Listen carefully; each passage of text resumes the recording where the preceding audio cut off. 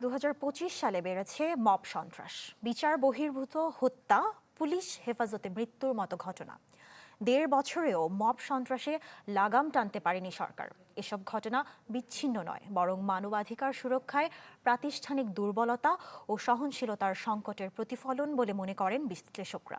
Police বলছে, challenging হলেও নিয়ন্ত্রণের সর্বোচ্চ চেষ্টা করছেন তারা। ফয়সাল হোসেনের রিপোর্ট। সানশাইন আটা ময়দা সুজি, ভালোবাসায় তৈরি।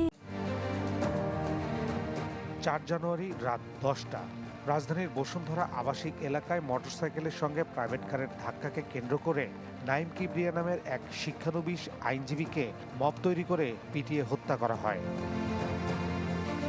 চলতি বছরে মবের এমন নৃশংস ঘটনা আলোচিত হলেও 2025 সালে মব ছিল এক আতঙ্কের নাম।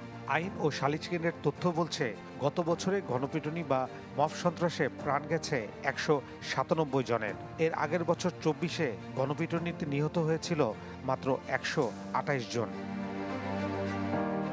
2025 সালে বেড়েছে বিচার বহির্ভূত হত্যাকাণ্ড। গত বছরের বিচার বহির্ভূত হত্যার শিকার হয়েছে 38 জন, যেখানে আগের বছরের সংখ্যা ছিল 21 জন।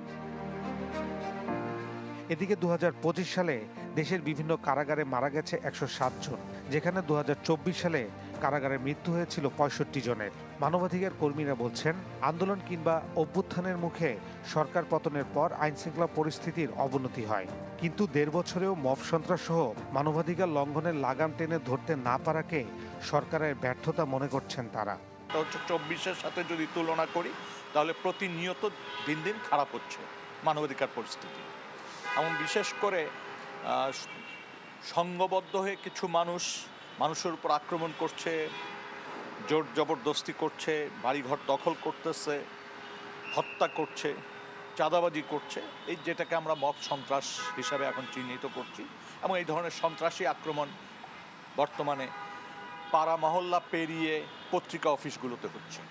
বছর জুড়ে মব সন্ত্রাস ও বিচার বহির্ভূত হত্যা সমাজে ভয় ও অনিশ্চয়তার সৃষ্টি করছে। মব নিয়ন্ত্রণ পুলিশের জন্যও চ্যালেঞ্জ, তবে সর্বোচ্চ চেষ্টা করছে বলে দাবি বাহিনীটির।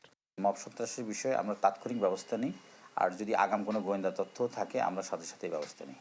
তো আশা করি এই বিষয়ে পুলিশের এবং সক্ষমতা রয়েছে। তবে যেটা হয়, মূল সমস্যা তাৎক্ষণিক একটা বড় ধরনের জনসমাবেশ তৈরি হয়, তখন আমাদের রেসপন্স করতে গেলে একটা ব্যাকআপ টিম ওখানে হয়তো বা পরবর্তীতে যায়, তখন আমরা সেভাবে ব্যবস্থাগুলো নিই আর কি।